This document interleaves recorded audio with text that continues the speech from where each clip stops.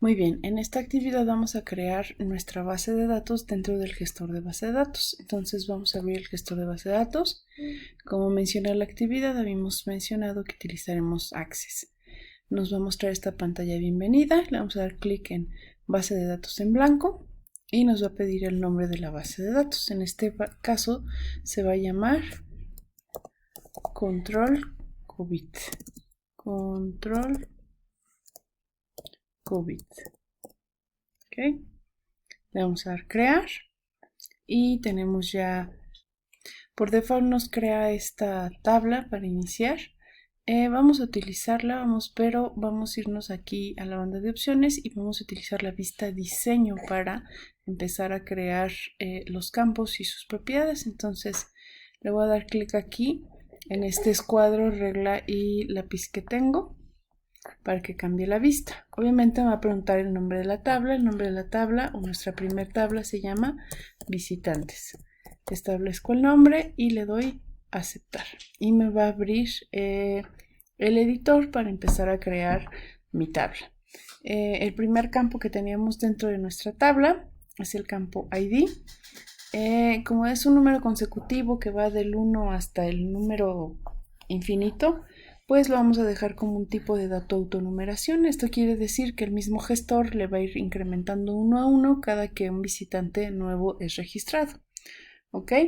En tamaño de campo vamos a dejar las propiedades básicas, entero largo e indexado, pero le vamos a decir que sin duplicados. Vamos a seguir agregando campos. Me voy a posicionar en la siguiente. El siguiente campo era un campo nombre. Este va a ser un texto corto. En las propiedades, pues 255 es adecuado para un nombre. Y vamos a cambiar donde dice requerido. Le vamos a decir que sí. Es decir, que tiene que escribir a fuerza el campo. ¿Ok?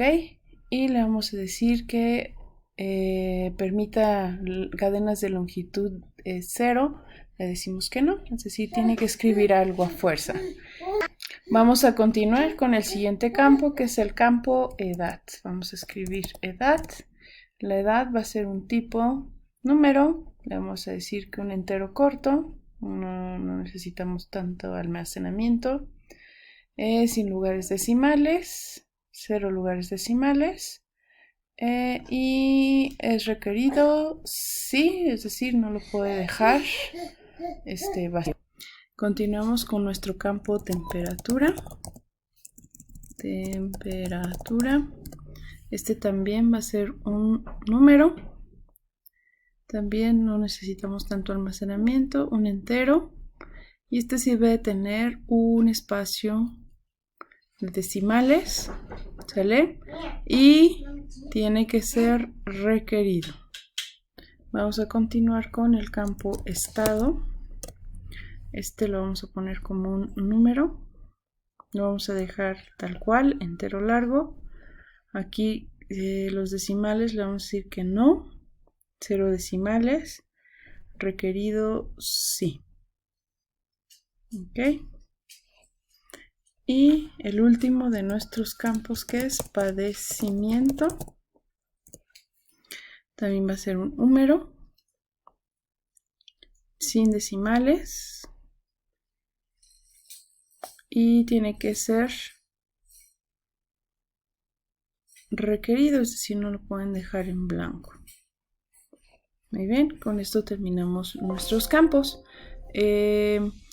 Lo que quiero mencionar también es que la tabla todavía no tiene un campo llave o un campo clave establecido. Para establecer ese campo llave simplemente hay que seleccionar el campo, que va a ser el campo clave, ¿sale? Y vamos a establecer aquí, vamos a dar clic donde dice la llavecita que es clave principal. ¿Ok?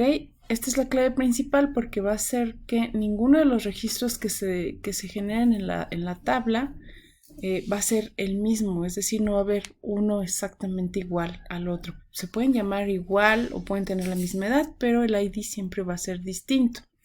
¿Ok? Ya que terminé de crear las propiedades de mi campo, voy a cerrar la tabla. Me va a pedir o me va a preguntar si quiero guardar los cambios, le digo que sí. y aquí tengo ya mi tabla visitantes. Vamos a crear de la misma forma las otras dos tablas. Ok, crear tabla. Me va a abrir esta, me voy a inicio, le doy vista diseño. Me va a preguntar el nombre de la tabla, en este campo es la tabla.